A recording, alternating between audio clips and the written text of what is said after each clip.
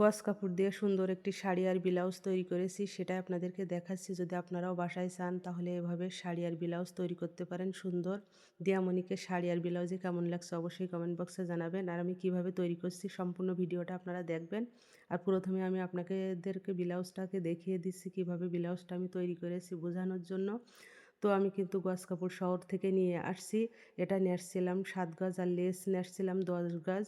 আপনারা চাইলে আপনাদের চয়েস অনুযায়ী কিন্তু শাড়ির কালার আর লেসটা নিতে পারেন। আমাদের কাছে এটা ভালো লাগছিল তো সেটাই নিয়ে আসছিলাম।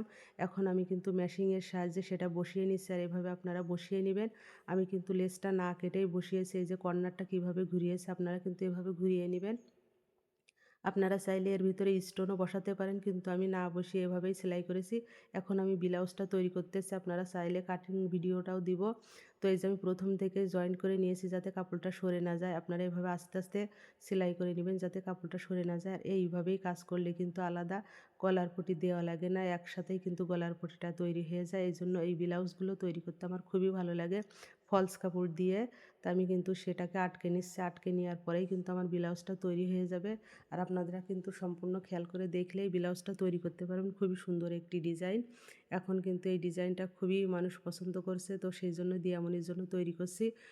সেলাই করার পরে এখন আমি সেটাকে কেটে কাপড়ের বাড়তি অংশ ফেলে দেবো। এই যে এখন আমার কাটা হয়ে গেছে। এখন এই যে এখানে হালকা হালকা একটু কেটে উল্টে নিব। উল্টে নেওয়ার পরে আমরা দেখব ডিজাইনটা কেমন হয়েছে। এখন দেখেন ডিজাইনটা কত সুন্দর হয়েছে। এখন আমি সাইডের অংশ সুন্দর করে সেলাই করে আটকে নিব যাতে কাপড়টা সরে না যায়। আটকে নেওয়ার পরে আমি সেটাকে সুন্দর করে শেপ দিয়ে নেব। এভাবে শেপ দিয়ে নেবেন। আমি এখন শেপ দেওয়া কমপ্লিট করতেছি। শেপ দেওয়া কমপ্লিট করা হলে পিছনের পাটটা সেট করবে। এই যে পিছনের পাটটা সেলাই করতেছি। এখন সেটাকে উল্টে নিয়ে সুন্দর করে চাপ সেলাই দিব। আর এভাবে চাপ সেলাই দিলে কিন্তু ব্লাউজটা তাড়াতাড়ি সেলাই করা হয়ে যায়, বাড়তি আলাদা কাপড়ের পটি দেওয়া লাগে না। তো এখন আমি সেটাকেও চারিপাশ সুন্দর করে ঘুরিয়ে ঘুরিয়ে সেলাই করতেছি। এভাবে সেলাই করে নেবেন। আর তারপরে অপরের পাশটাকেও আমি সেলাই করবো। এই যে শেপ দিয়ে নিয়েছি, এখন এই যে অপরের পাশটাকেও সেলাই করতেছি। আপনারা যদি একটু মনোযোগ সহকারে দেখেন তাহলে কিন্তু আপনারাও বাসাতে সেলাই করতে পারবেন। আর এটা কিন্তু খুব কঠিন কাজ না, চেষ্টা করলে অবশ্যই সব কিছুই সম্ভব। দেখে মনে হচ্ছে খুবই কঠিন কাজ, আসলে না, দেখেন কত সুন্দর করে আমি সেলাই করতেছি। তো এখন আমি কিন্তু এটাকে শেপ দিয়ে নেব। এই যে এখন শেপ দিয়ে নিচ্ছি, নেওয়ার পর কাঁধের অংশ সেট করে এখন আমি হাতা সেট করতেছি।